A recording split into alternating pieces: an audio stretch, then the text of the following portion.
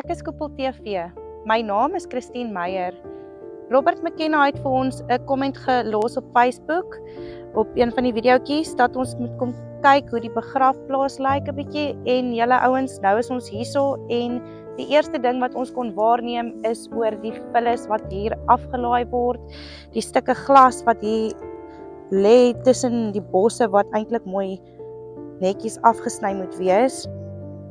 En julle, soos wat ek nou stap na 'n baie mooi graf wat ek eerste keer raak sien, of heel eerste altans raak sien hierso, van Moeder Maria by die kruis, wat lyk of sy treur en hy is toegegroei. Dit lyk nie mooi nie.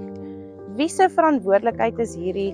Ons weet dis die munisipaliteit se, maar is dit nie ook ons as geliefdes, om ons geliefdes se plekkies mooi skoon te hou nie?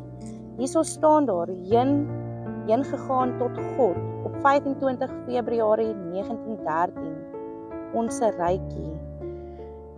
Wil ons hier net eintlik vir mekaar sê, kom ons staan saam as 'n gemeenskap en sê, ons kom 'n paar ouens by mekaar, 'n groep, 'n lekker groot groepie met 'n paar swart sakke en met 'n bossiekapper, en ons kom sny die gras en ons kom tel die vullis op, en dat ons regtig nie wil kom en ons rommel en goedjies hier kom damp by die begrafplaas nie. Regtig ouens, dit is gruwelik.